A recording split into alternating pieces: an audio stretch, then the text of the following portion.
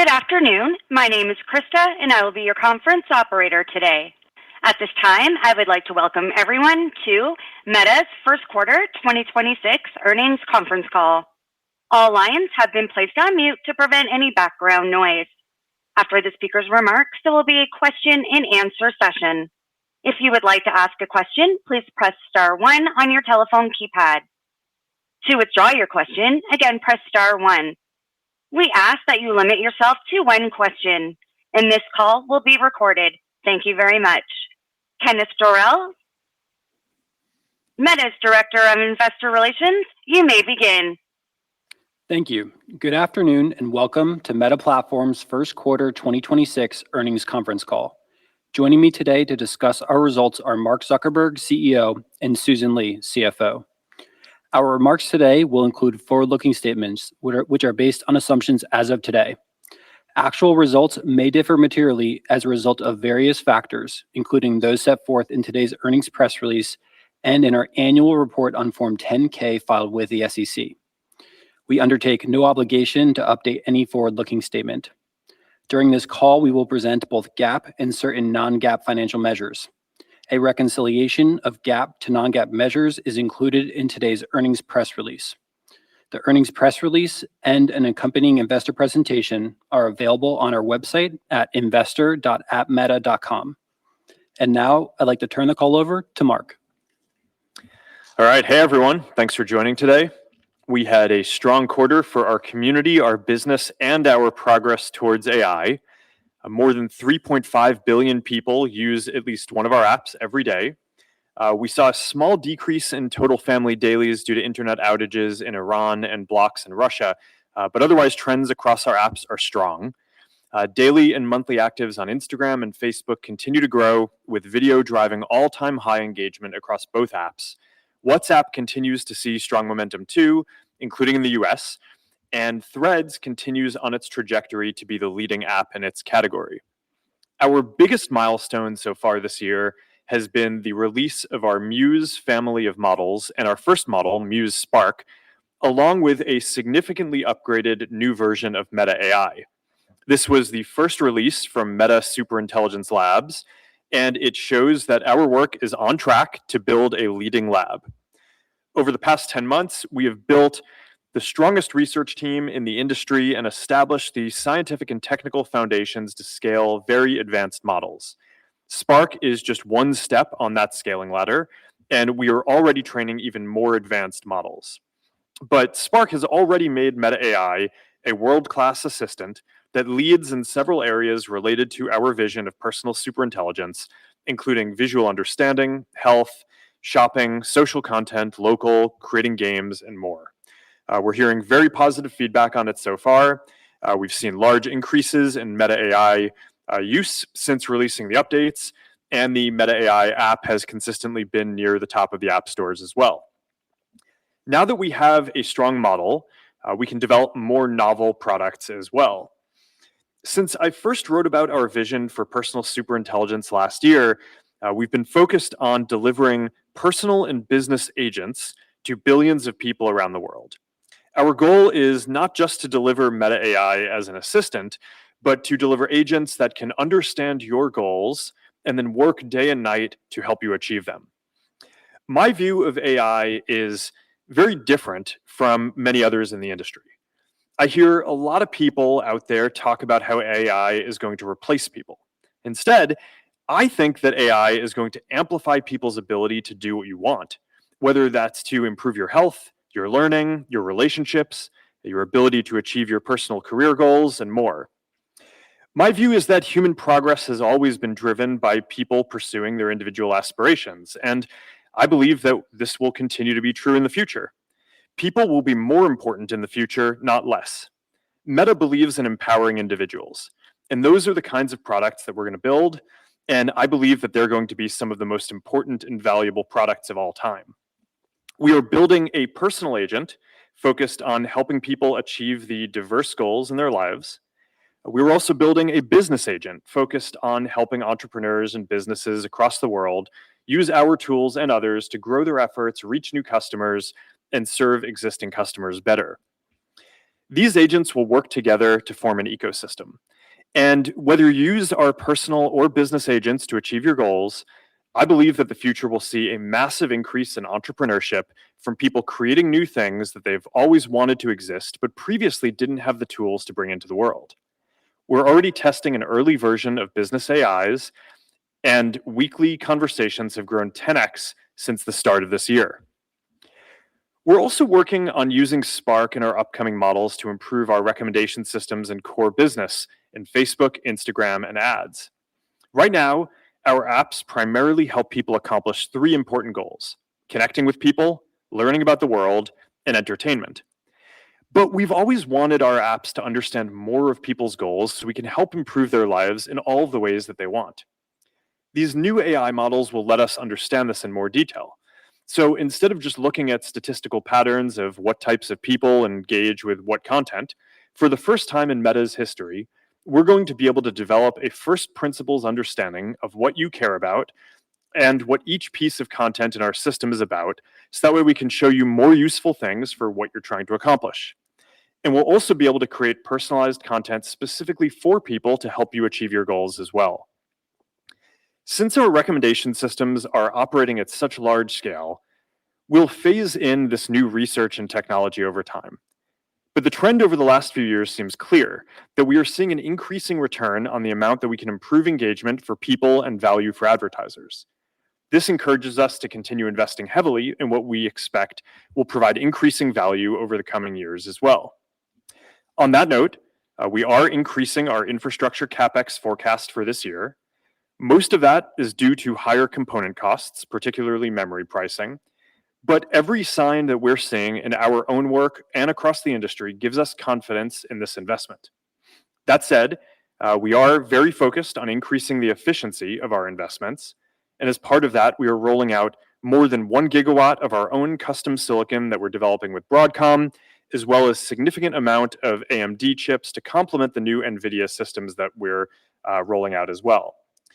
One of the primary goals of our Meta Compute initiative is to lead the industry in efficiency of building compute, and we expect that will be a strategic advantage over time. Talking about building physical goods at scale, our AI glasses continue to perform well, with the number of people using them daily tripling year over year. This continues to be one of the fastest growing categories of consumer electronics ever. We released Ray-Ban Meta Optics this quarter, designed for all-day wear rather than primarily as sunglasses. And building on our release of Oakley last year, we have some exciting new partnerships and styles that I think are going to have the potential to reach even more people coming later this year. All of our glasses are designed to easily update to use our newest AI models and features. I'm also really excited to see the glasses evolve from being able to answer questions to being able to be a personal agent that's with you all day long, helping you remember things and achieve your goals. Beyond glasses, I am excited for more of our metaverse efforts to be powered by the AI models we're training as well. We remain the biggest investors in the VR space across the industry, but we are focused on making our VR business sustainable as we invest more in other areas like AI and glasses. Before wrapping, I want to talk for a moment about how AI is transforming our work. We are seeing more and more examples where 1 or 2 people are building something in a week that would have previously taken dozens of people months. And I want to make sure that Meta is the best place in the world for these types of people to come and make an impact. We're building the next evolution of our company around these people. And there's a lot that we can do to enable this. Building the best infrastructure for creating and delivering products at scale, streamlining our teams so they aren't bigger than they need to be, recognizing and rewarding the people who are having outsized impacts, and setting ourselves up to try many more ideas and take on many new projects in the future. Of course, we will continue pushing to increase our efficiency as well, but overall, I think the future is about building many more higher quality things than we've ever built before. All right, that is what I wanted to cover today. We are living through a historic technological transformation. We are among the few companies positioned to shape the future, and we are on track to do that. I'm looking forward to delivering personal superintelligence to billions of people. And as always, I am grateful for the hard work of our teams and to all of you for being on this journey with us. Thanks, Mark, and good afternoon, everyone. Let's begin with our segment results. All comparisons are on a year-over-year basis unless otherwise noted.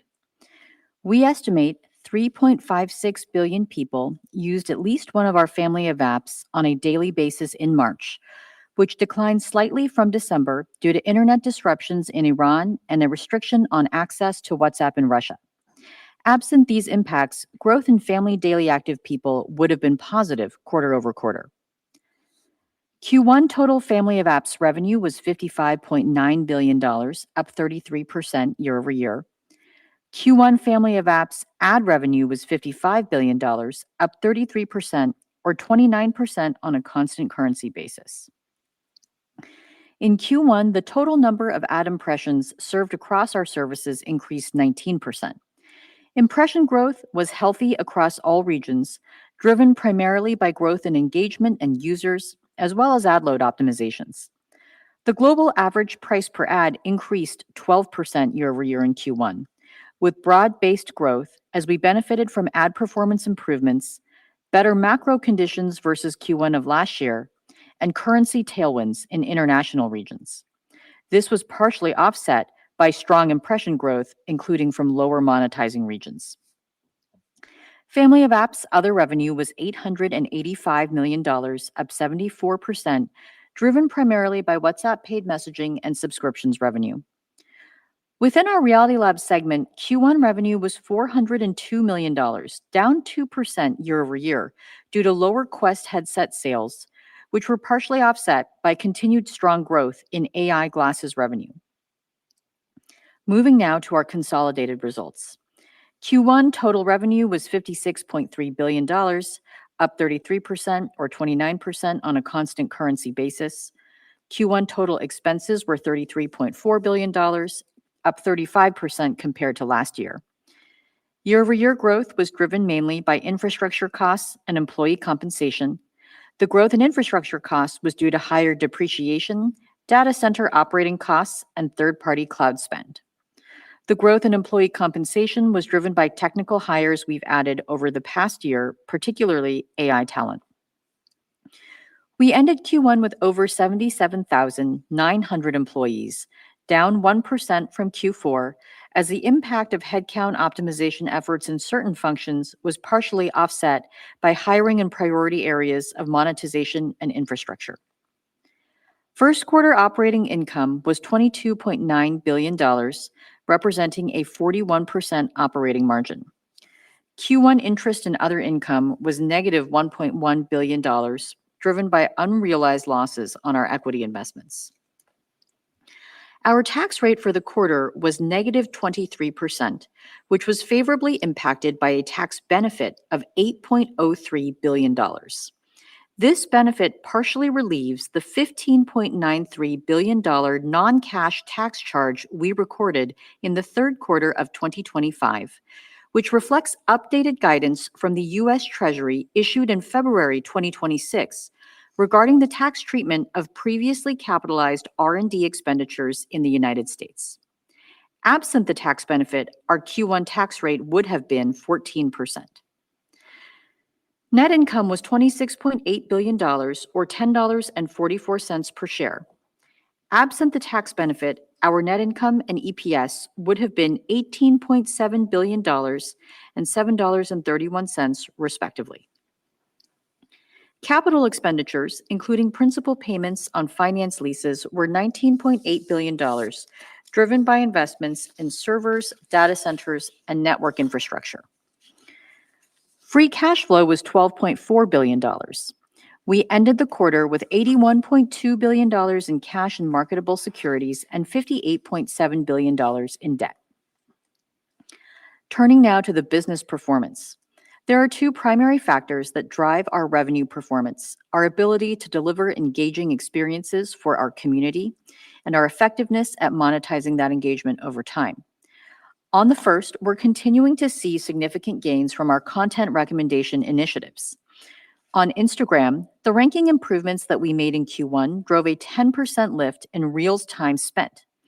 On Facebook, total video time increased more than 8% globally in Q1, the largest quarter-over-quarter gain in 4 years. Within the US and Canada, ranking improvements we made drove a 9% increase in video watch time on Facebook in Q1. These gains are benefiting from advances we're making across the full stack. Starting with data, we doubled the length of user interaction sequences we use for training on Instagram in Q1 and increased the richness of how each user interaction is described, enabling our systems to develop a deeper understanding of user interests. Within our models, we've significantly increased the speed with which our ranking models index new posts, which is enabling us to recommend them sooner after they are published. We're also applying more advanced content understanding techniques, which is enabling us to quickly identify posts that may be interesting to someone, even if they haven't engaged with a lot of similar content. These and other improvements have enabled us to increase the diversity and recency of recommended content, with same-day posts now representing more than 30% of recommended reels on both Instagram and Facebook, more than double the levels 1 year ago. We're also using AI to unlock more inventory by auto-translating and dubbing videos into a viewer's local language, enabling us to recommend a more diverse set of content. Over 500 million users on each of Facebook and Instagram are now watching AI-translated videos weekly. Looking forward, we're making several investments we expect will deliver more valuable recommendations. This year, we will continue scaling up our models in several dimensions, including their size and complexity, while incorporating LLMs to deepen content understanding across our platform. This will enable us to better match people to a wider variety of content aligned to their interests.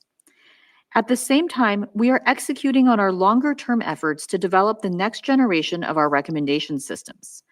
This includes building foundation models that power organic content and ads recommendations, as well as developing LLM-based recommender systems.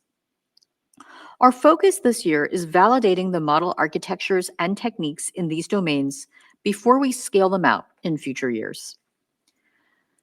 Aside from our recommendations work, we are focused on deploying the models from Meta Superintelligence Labs to enable a new set of product experiences. We're seeing encouraging results within Meta AI since we began powering responses with the first model from MSL, MuseSpark. In tests we ran leading up to the launch, we saw meaningful engagement gains that accelerated week over week with each new iteration of the model. We're seeing similar gains within Meta AI following the broad rollout of our new model, with double-digit % increases in Meta AI sessions per user. MuseSpark is now powering Meta AI in direct chat threads across our family of apps, as well as the standalone Meta AI app and website, giving billions of people globally access to our latest model. Overall, we're very encouraged by the momentum within our research and product roadmap, and look forward to sharing more detail on what we're building over the course of the year. Turning to the second driver of our revenue performance, increasing monetization efficiency. The first part of this work is optimizing the level of ads within organic engagement. Here we continue to enhance our systems to show ads at the optimal time and location. In Q1, we also expanded availability of ads on our newer surfaces, including bringing ads on Threads to people in more markets. On WhatsApp, we're making good progress with the rollout of ads in status, with hundreds of millions of people now viewing them daily. Moving to the second part of increasing monetization efficiency, improving performance for the businesses who use our services. To do so, we're deploying AI more deeply across each layer of our systems and tools. Within our ad systems, we're delivering performance gains as we deploy more complex and predictive models. In Q1, enhancements we made to Lattice's modeling and learning techniques, along with advances in our GEM model architecture, drove a more than 6% increase in conversion rate for landing page view ads. In addition, we've been investing in more performant inference models for when we're serving ads. In the second half of last year, we began rolling out our new adaptive ranking model, which is an LLM-scale ads recommender model that we use for inference. This model improves our inference ROI by routing requests to more compute-intensive inference models when it determines there is a higher probability of conversion. In Q1, we expanded coverage of our adaptive ranking model to support offsite conversions, which drove a 1.6% increase in conversion rates across the major surfaces on Facebook and Instagram. We're also leveraging AI to make it easier for businesses to manage their customers, develop ad creative, and engage with customers. The Meta AI Business Assistant has now been fully rolled out to all eligible advertisers on supported Meta buying surfaces, providing personalized recommendations to advertisers, resolving account issues, and surfacing campaign insights to help optimize results. Performance has been strong since we began testing the assistant in Q4, with common account issues being resolved at a 20% higher rate. This week, we're also introducing Meta Ads AI connectors in open beta, providing advertisers the ability to connect their Meta ad account directly to an AI agent. We've always supported advertisers both on our platform and through tools like the Marketing API. And now we're extending that to AI so businesses and agencies can analyze and optimize campaigns with the tools they're already using. Usage of our ad creative tools is also scaling, with more than 8 million advertisers using at least one of our GenAI ad creative tools, and particularly strong adoption among small and medium-sized advertisers. These tools are benefiting performance as well, with advertisers using our video generation feature seeing more than 3% higher conversion rates in tests. We're also seeing good traction in using AI to facilitate customer engagement. In Q1, we expanded business AIs on WhatsApp to SMBs across Latin America and Indonesia, as well as on Messenger in Asia Pacific. We now have more than 10 million conversations each week being facilitated through business AIs, up from 1 million at the start of the year. We'll further expand access to more countries this quarter while adding more capabilities to the AIs. We also continue to invest in the Value Optimization Suite, which helps advertisers maximize their return on ad spend by prioritizing the highest value conversions, rather than optimizing solely for the most conversions at the lowest cost. Adoption by businesses has been strong following performance improvements we've made over the past year, with the annual revenue run rate of our Value Optimization Suite now over $20 billion, more than doubling year over year. Last, I want to touch on our commerce efforts. People discover products on our platforms through ads and organic posts, with brands increasingly turning to creators to promote their products. This is contributing to rapid growth in our partnerships ads product, with its revenue run rate more than doubling year over year in Q1 to $10 billion. To support the product discovery and purchasing happening through creators, we're expanding our solutions beyond ads. Last month, we rolled out our affiliate partnerships offering on Facebook to more test partners so creators can tag products from participating retailers on their posts and earn a commission when someone makes a purchase.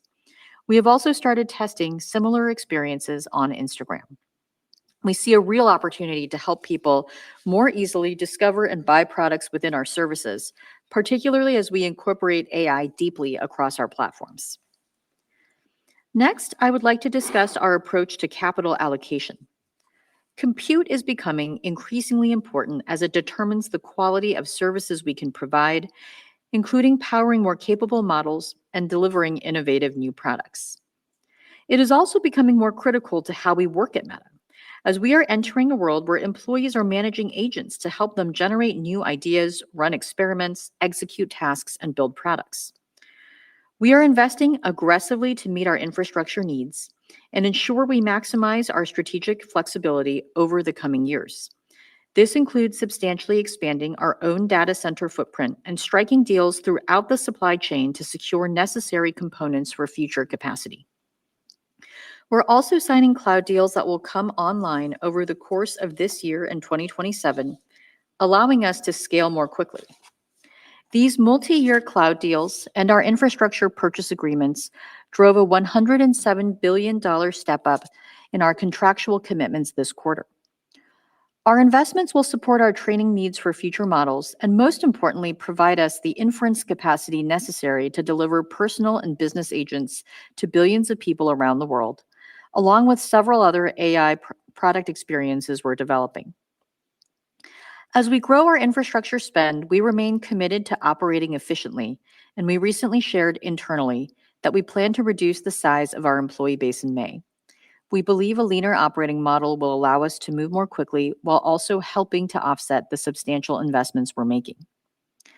Moving to our financial outlook, we expect second quarter 2026 total revenue to be in the range of $58 to $61 billion. Our guidance assumes foreign currency is an approximately 2% tailwind to year-over-year total revenue growth based on current exchange rates. Turning to the expense and CapEx outlooks, we expect full year 2026 total expenses to be in the range of $162 to $169 billion, unchanged from our prior outlook. We continue to expect to deliver operating income this year that is above 2025 operating income. We anticipate 2026 capital expenditures, including principal payments on finance leases, to be in the range of $125 to $145 billion, increased from our prior range of $115 to $135 billion. This reflects our expectations for higher component pricing this year and, to a lesser extent, additional data center costs to support future year capacity. Absent any changes to our tax landscape, we expect our tax rate for the remaining quarters of 2026 to be between 13% and 16%. Finally, we continue to monitor active legal and regulatory matters, including headwinds in the EU and the US that could significantly impact our business and financial results. For example, we continue to see scrutiny on youth-related issues and have additional trials scheduled for this year in the US, which may ultimately result in a material loss. In closing, Q1 was a solid start to the year with strong execution across our core ads and engagement initiatives. We're also making exciting progress on our AI research and product efforts and expect to build that momentum over the course of this year. With that, Krista, let's open up the call for questions. Thank you. We will now open the line for a question and answer session. To ask a question, please press star 1 on your touch-tone phone. To withdraw your question, again, press star 1. Please limit yourself to one question. Please pick up your handset before asking your question to ensure clarity. If you are streaming today's call, please mute your computer speakers. And your first question comes from Brian Nowak with Morgan Stanley. Please go ahead. Thanks for taking my question. Mark, I wanted to ask you just about the level of investment you're making and sort of the signposts you're watching to ensure you're going to generate ROIC on all these investments behind Muse and the other products. So if you could just sort of let us know some of the key factors you're watching over the next 12 to 24 months, whether it's Meta AI, Muse advances, core algorithm. What are you sort of watching for most just to make sure that you're on the right path to generating healthy ROIC on all this CapEx and infrastructure spend?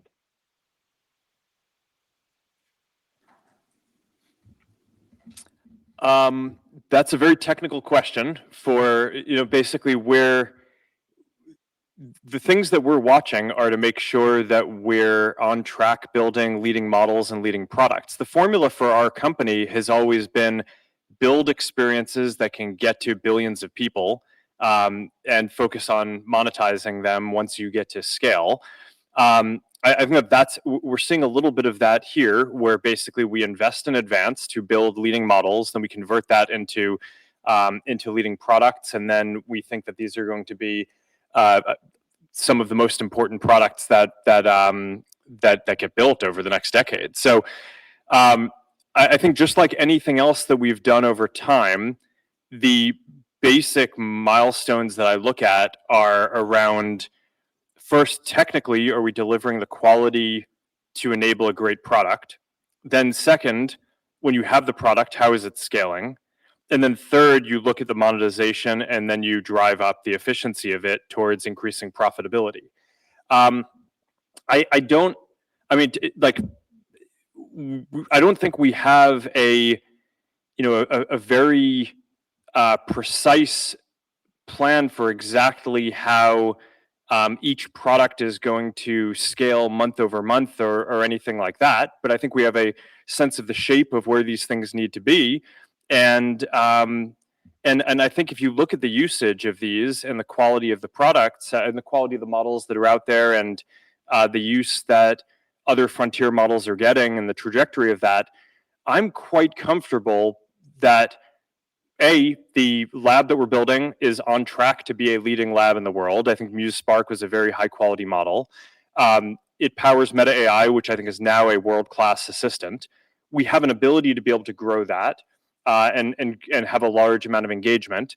And over the coming quarters, we're just going to be tracking how do our next set of training runs go, how do our products scale, how excited are we about the products in the pipeline, where right now we're very excited. And then we'll also ramp up monetization over that period of time as well. So I think that those are the set of things that I look at. I think for the kind of specific financial questions, I think Susan can jump in if there's anything more to add.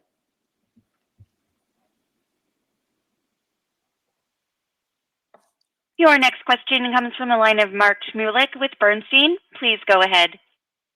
Yes, thanks for taking the questions.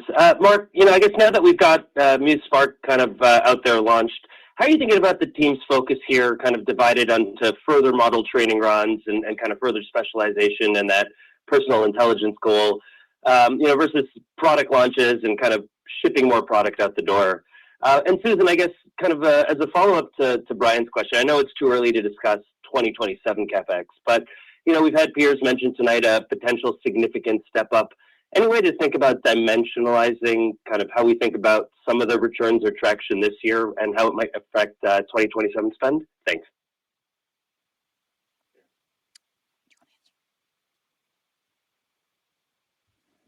I mean, I think the roadmap from the team has been pretty consistent. So we have the research team, which is focused on scaling increasingly intelligent models with capabilities for the specific things that we're focused on, which are business and personal agents.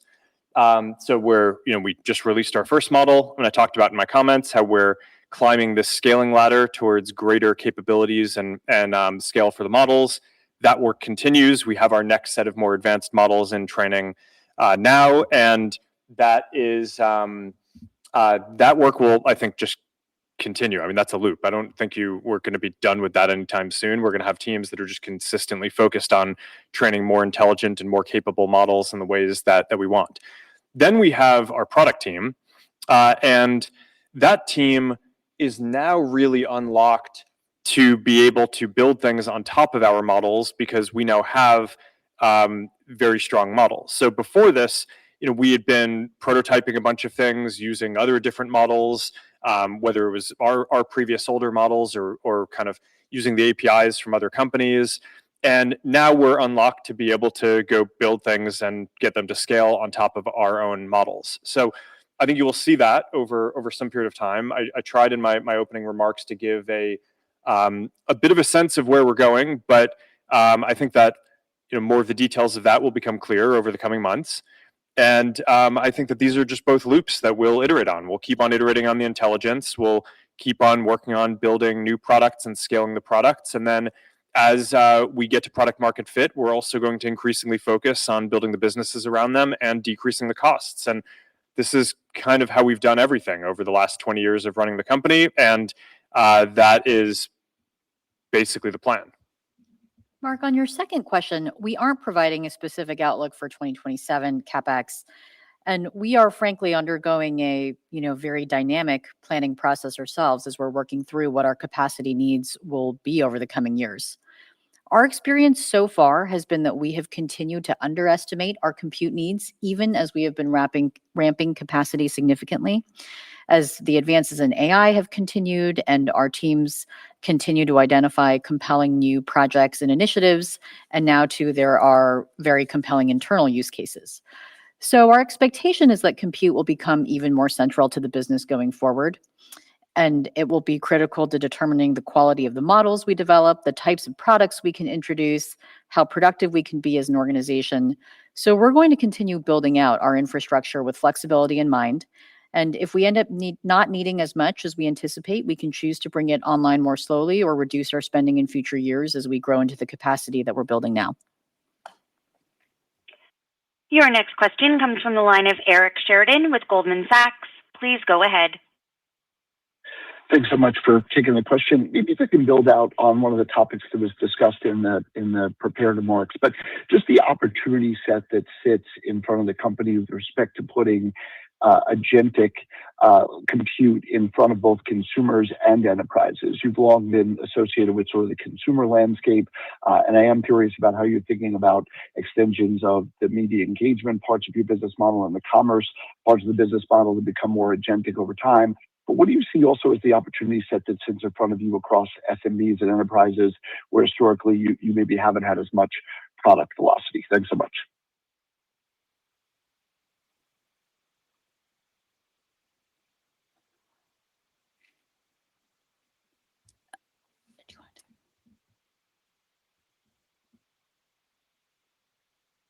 Thanks, Eric. So I would say, kind of in the near term, obviously the sort of biggest focuses are some of the areas that you mentioned around deepening sort of engagement, obviously with our existing community and user base, making ad experiences meaningfully more personalized, more engaging, more valuable, helping SMBs find and engage with customers across our platform. Those are some of the, I think, most intuitive and adjacent opportunities to the business that we have today. And then, of course, as we are able to build out more agentic capabilities, enabling agents to help people be more productive, but also agents for businesses and enabling, frankly, those agents to interact with each other and, build what we hope will be a thriving commerce ecosystem on our platform. So, I would say some of these are a little bit further out, especially in that latter category of things. Again, the focus is on building personal super intelligence, building a consumer agent that can work for you and help you get things done. That right now is a consumer experience that we're focused on, but we think there will be clear monetization opportunities over time. You can imagine commission structures or a premium offering. And on the business side, we're seeing a large opportunity, of course, around agents and scaling our business AI initiatives. I think I mentioned earlier in my remarks that there are over 10 million weekly conversations between people and business AIs on our messaging platforms. That's up from 1 million at the start of the year, and we're going to continue expanding globally in Q2. And business AIs today are currently free for most businesses on our messaging apps. But as we make more progress, we expect that we will also work towards establishing a longer-term monetization model, and we'll also consider other services that we can offer to businesses in the future. But we don't have anything more to share today. Your next question comes from the line of Youssef Squali with Truist Securities. Please go ahead. Great. Thank you very much for taking the questions. Maybe one for Mark and one for Susan. Mark, Ray-Ban Oakley AI glasses continue to perform really well for you guys, but EssilorLuxottica owns and manages a lot more brands.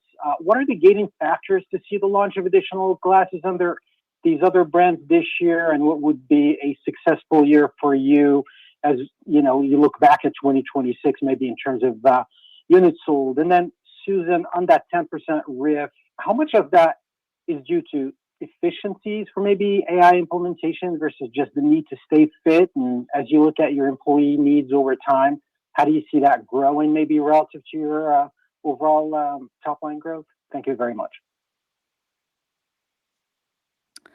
I can go ahead and take both of those. I might answer your second question first. And I'm just trying to make sure I got all of the parts of the question. So in terms of what these sort of, kind of the optimal size of the company, I think over time, we don't really know what the optimal size of the company will be in the future. I think there's a lot of change right now with AI capabilities advancing rapidly.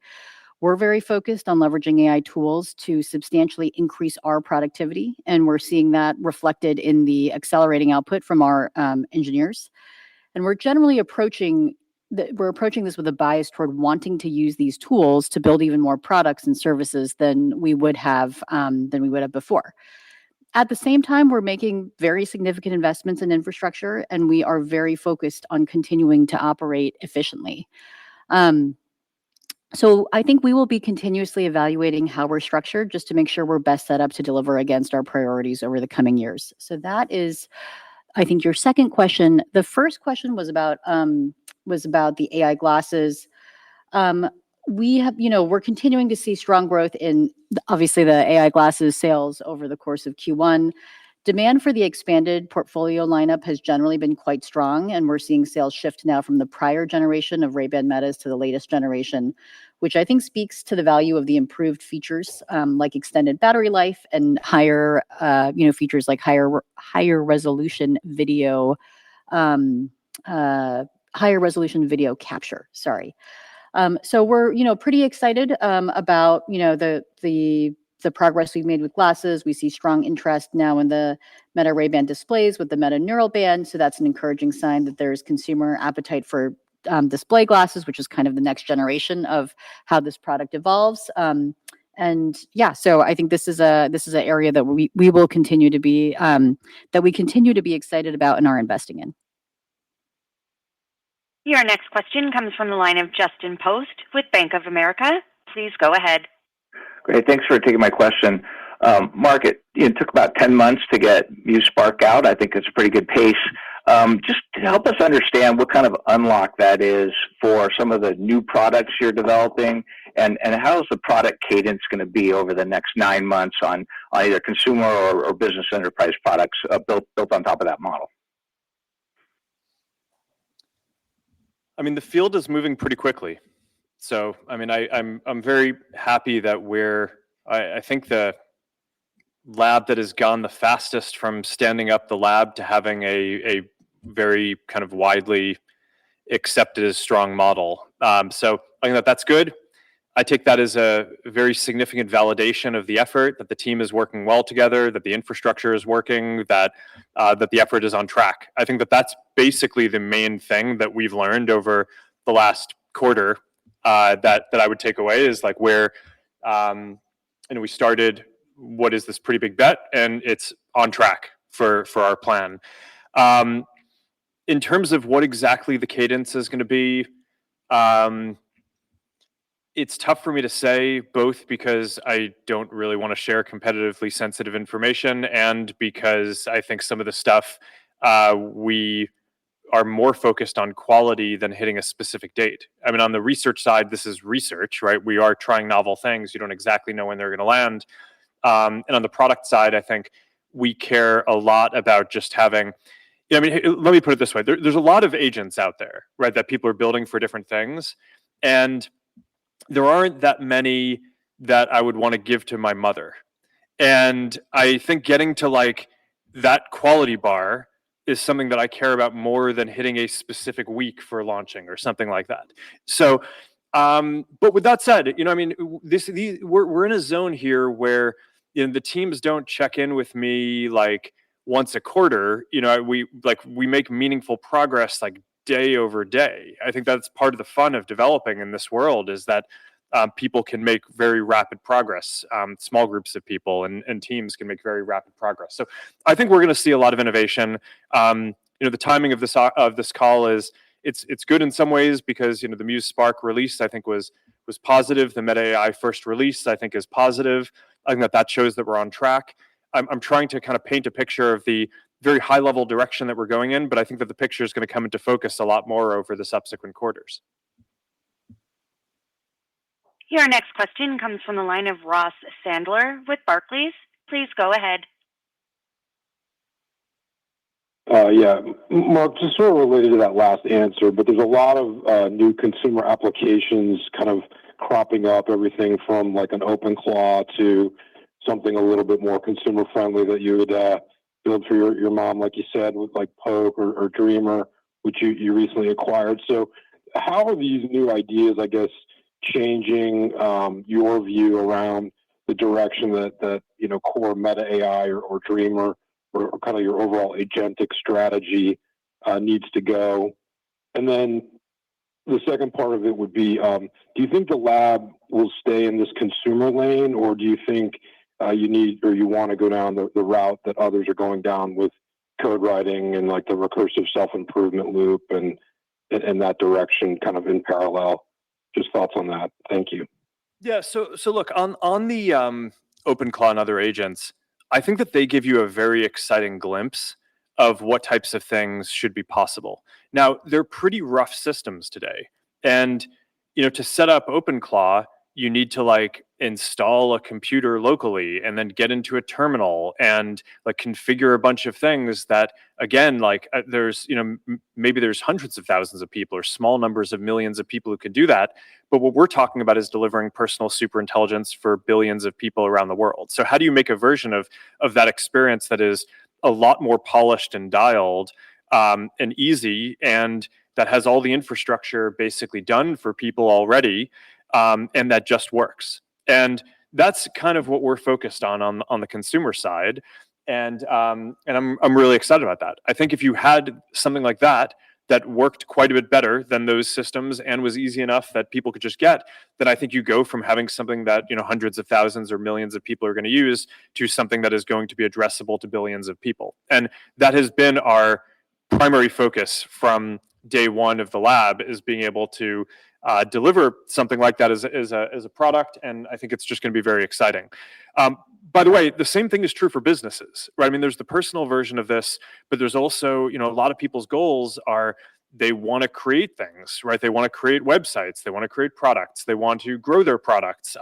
These are all things that good agents are going to be able to help people do, which I think is partially why this is so exciting. And, in my opening comments, I talked about how today we can handle a few goals for people. They're big goals, right? We can help people stay connected with people they care about, learn about the world. These are big things that people care about, but they're not the only things that people care about. And one of the things that I would love for our products to be able to do is just understand people's goals specifically, and then be able to just go work on them for them, and check back in and whenever you have questions that you need answered. So whether those are personal goals, or you're trying to create a business or do work, I think that this is stuff that I think literally every person in the world is going to want some version of it. And also, I think it is something that scales, where the more you want to get out of it, I think people are going to also be willing to pay a lot of money to have premium or high compute versions of it. So I think that this is it's a very exciting area. But I think what you all should be waiting to see is whether we can build the version that really just works, and how effective we are at converting people who are using our products into being hundreds of millions and then billions of people using this stuff. And then over time, how can we effectively convert that into something that's increasingly profitable by monetizing it and getting the cost down? So I think that's the roadmap of what we need to do. You asked about whether we're primarily focused on consumers or also recursive self-improvement. I think that we've talked about two main goals for the team. I mean, one is this kind of agents vision of what we're doing. The other is that self-improvement is really important, because you can't build a leading AI product if you don't have leading models. So, and you're not going to have leading models in the future if your models can't improve themselves. Right, it's you're getting to a point where today the models are still able to learn from people, and then I think at some point the models will have to improve themselves, and that's how the growth is going to, an improvement in the models is going to happen. And if we don't have an ability to do that, then we or anyone else, I think that the companies that don't do that are not going to be leading labs, and then they're not going to produce leading products. So I think that is a table stakes thing that we are focused on. Now, does that make us a developer tools company? Not necessarily. I mean, I'm not against having an API or coding tools or anything like that, but it's not our primary focus. But I actually think people conflate coding with self-improvement more than they should. Coding is one ingredient for the model self-improving. It's not the only thing. And we are focused on all of the parts that are going to be necessary for self-improvement in service of the personal superintelligence vision that we have for people and businesses. Your next question comes from the line of Ron Josey with Citigroup. Please go ahead. Great. Thanks for taking the question. Mark, maybe a quick follow-up to a prior question around personal agents and business agents. And with Spark News now live and more models in development, do you look at the personal agent opportunity, which we talked about earlier on in the call, more of a short-term, medium-term, long-term goal? I'm sure it's a never-ending goal, but when we see a product, is the question shorter, medium-term? And then, Susan, I think the ranking recommendation model improvements are very impressive to see, given the size and scale of both Instagram and Facebook. Could you help us understand just how doubling the length of user interaction sequences can drive greater usage? There's a thesis out there that maybe some of the ranking recommendation improvements are along the two. So it seems as if there's a lot more room to go. So any help there would be helpful. Thank you.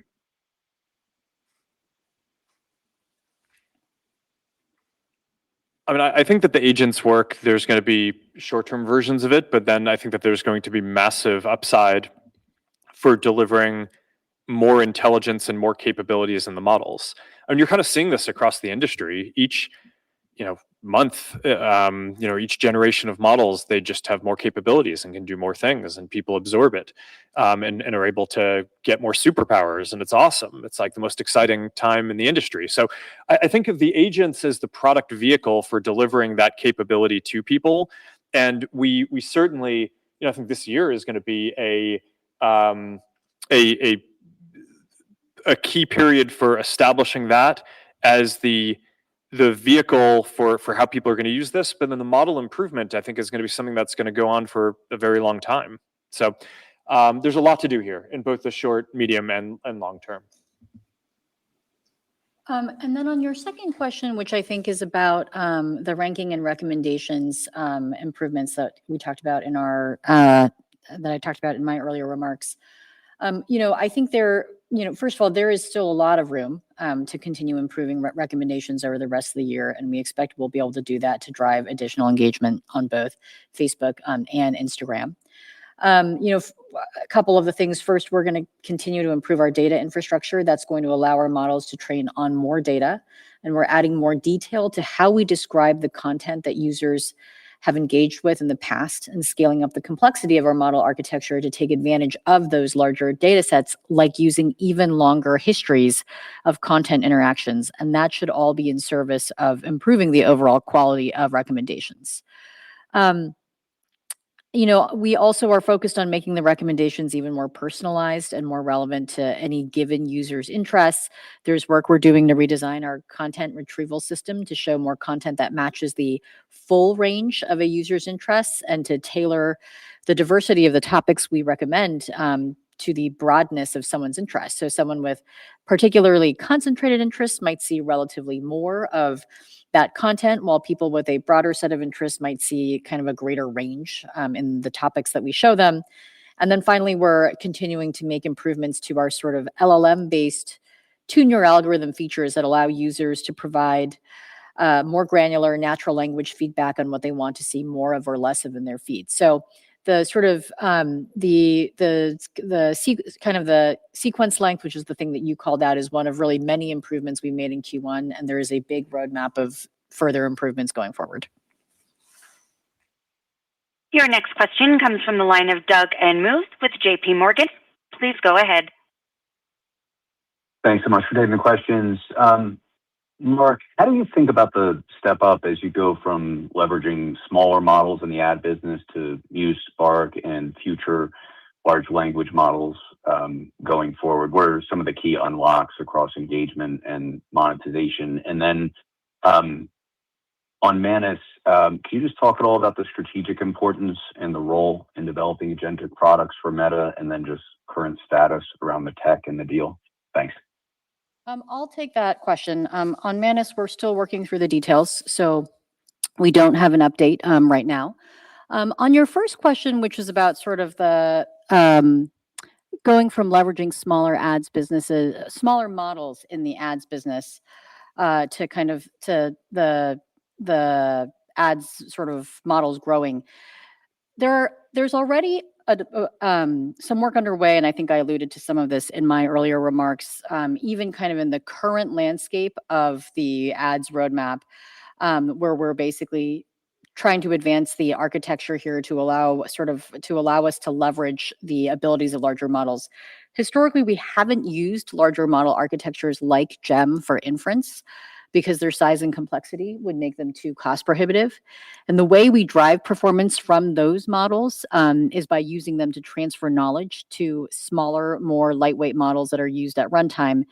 The inference models are bound by strict latency requirements, since they need to find the right ad within milliseconds, and that has, again, historically prevented us from meaningfully scaling up their size and complexity. But in the second half of last year, we introduced a new adaptive ranking model, which enables us to leverage LLM scale model complexity of 1 trillion parameters. And we made advances in the model architecture and co-designed the system with the underlying silicon so it maintains the sub-second speed that is required to serve ads at scale. We also developed an approach that intelligently routes requests to more compute-intensive inference models if it determines that there is a higher probability of conversion, and that lets us drive both better performance and increase inference ROI. So there's a lot of work being done there before we even sort of incorporate more of the LLM work into our underlying ads ranking models. We have time for one more question. Ken Gorelski with Wells Fargo, your line is open. Thank you very much. Two, if I may. First, if I could, you talked on the Muse Spark launch, you talked about two categories or two verticals. You talked about health and wellness and shopping. Could I dive a little bit, ask you to dive a little deeper into the latter on the shopping and commerce side? And maybe if you could, were there any learnings in the 2021-22 phase where you pushed deeper into commerce on Instagram and on Facebook? Any learnings from that period that you might apply? Is there an opportunity for a next gen marketplace type business in commerce? And then the second, please, maybe Susan, could you talk a little bit about, based on your model improvements and the content recommendations, how much visibility do you think you have into kind of the growth trajectory on the core business? You continue to grow at basically double the pace of the industry, despite being a very large share of the industry. Could you just talk about a little bit about your visibility into that continued performance? Thank you.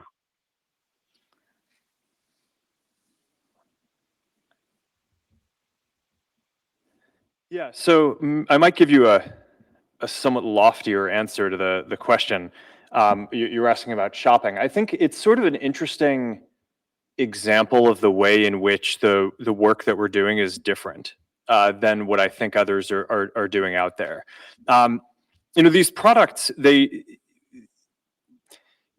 agents get better when you fully optimize the stack. That's why we believe that we need to be a company that builds frontier models in addition to building the agents.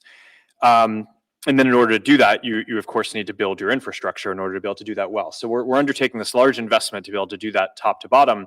And I think a lot of the way to think about the investment that we're making is a bet that the individual things that people care about and that people are going to be more important in the future.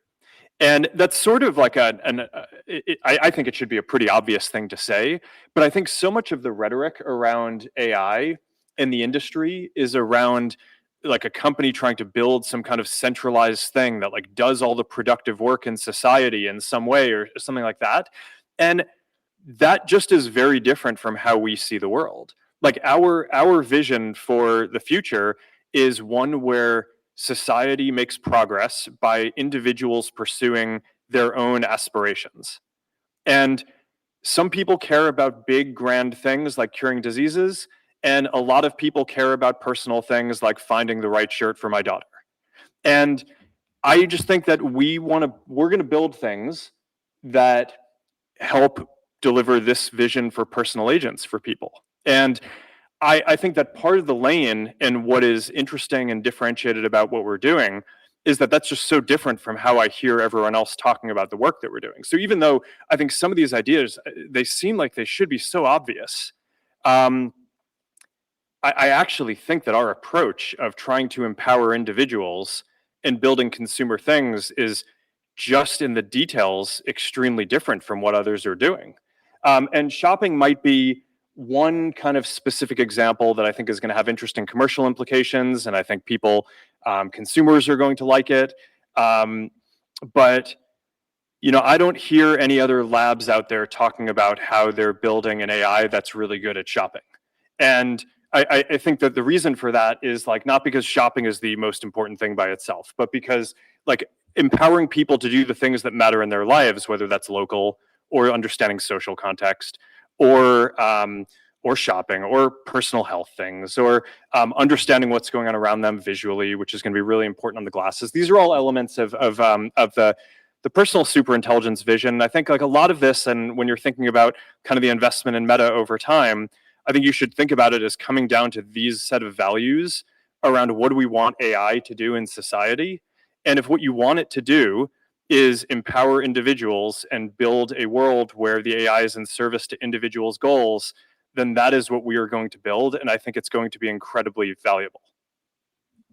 Gosh, I almost wish we could end on that answer, but I will answer the second question, which I think kind of has two versions. One is, a version of like, what's the revenue outlook? And obviously we gave, the Q2 guide, which embeds, I think, both a range of kind of macro outcomes, but also the work that we've, the ongoing work that we have to continue improving both the sort of usage and engagement on our family of apps, and then, our ability to continue making the ads better and more performant. I think the second question is maybe more of the second version of that question is more of a higher level question about kind of the overall trajectory of the roadmap here. And one of the things I, will say, having been working on this for a very long time, is I'm always really impressed by the team's ability to continue to advance the state of the art here. And our planning process now is, I think, really fine-tuned around this. So I've mentioned on a couple calls the budgeting process, in which we run a very sort of ROI-based process to make sure that we are funding all of the ads initiatives that we think will drive growth in future years. And that's something that is both quite dialed in. And I think that, our ability to measure the impact of that has been pretty robust. And it's, been a very important driver of our ads revenue growth. And that continues to be a process that, again, we ran in this past budget. And as far as we can, as we have line of sight, we feel good about the investment opportunities ahead of us. Great. Thank you, everyone, for joining us today. We look forward to speaking with you again soon. This concludes today's conference call. Thank you for joining, and you may now disconnect.